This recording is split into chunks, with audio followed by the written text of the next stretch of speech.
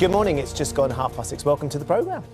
I'm a bit at sixes and sevens, Ben. Why is this? Well, it's been a pretty bleak week, hasn't it? With that terrible milestone this week of 100,000 deaths from COVID. I mean, I think anybody watching that presser with Boris Johnson there would have felt, low. Yeah.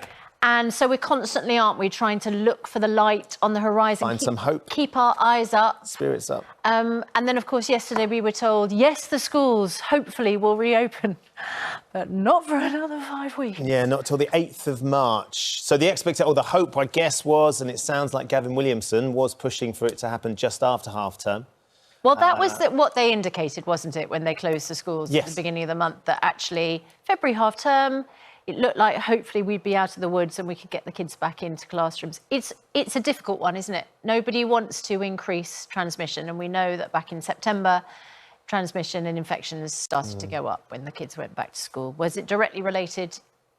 It would seem obvious it was, but I'm not quite sure. Dr. Hillary can perhaps, Meet one person to exercise. But they're teenagers, aren't they? And that teenagers like to socialise. Absolutely, that interaction is, and even if you go to the smaller children, there's so much socialisation that happens at school. I mean, we need to point out that schools are still open. I mean, the schools are still providing an incredible service for key workers and for vulnerable children. Yeah. But that's the concern as well, though, Hillary. Where does this... someone leaked it onto Twitter, which is why we've got a copy of it. I'd imagine there's lots of teachers up and down the country that that sentiment resonates with them this morning. Because, of course, I mean, you try and be as supportive as you possibly can. I know that we have been with the boys' school, particularly because we understand how hard they're working. But if there is a situation where you feel like you're frustrated because you don't have the support you need and the kids aren't maybe able to get the access to the learning that they need, you feel like you want to take it out somewhere, but don't direct it at Mr. Dowland. Teachers are doing their best. I think we can all agree teachers are doing their best. Something else that's tickled my fancy this morning, Ben Shepherd, I think you'll know what it is. It is...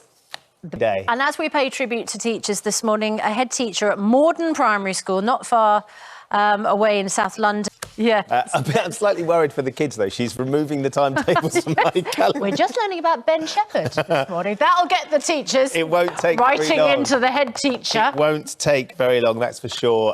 Excited that I've cheered a few people up. Laura's making an appearance tonight, aren't you, Laura? Really, really lovely. Also, we have... he must be one of Britain's oldest paper boys. He is 80 years old. He's just celebrated his 80th birthday. And it was freezing cold. I can't believe he's doing that, George, bless him. It's just an amazing thing. Did your family enjoy the snow on Sunday? It was an absolute treat, wasn't it? A bonus? Do you know, I think the thing that was so special, well, obviously it was Jack's birthday. Yep. You had a birthday on the day as well, not you, but in your house. And it was, I know that he was worried about it. I overheard him talking to one of his friends saying, it's just going to be really rubbish because I can't really do anything, And then suddenly the snow arrived. And we had this moment of bliss because it was...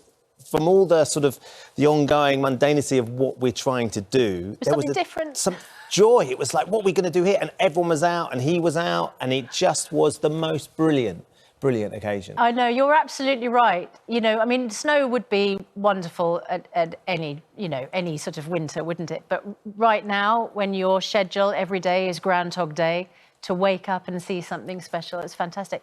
Laura, just a quick question. It felt like it was never going to stop raining last night where I was. Big flooding on the way in this morning. Sculpture. It was an art project. It was homeschooling. fantastic. 6:51, still to come. The Deputy Leader of the Labour Party, Angela Rayner, will join us after 8 o'clock to discuss how we get the schools back open and their plan to vaccinate all teachers. You're watching Good Morning Britain on ITV. See you in a bit.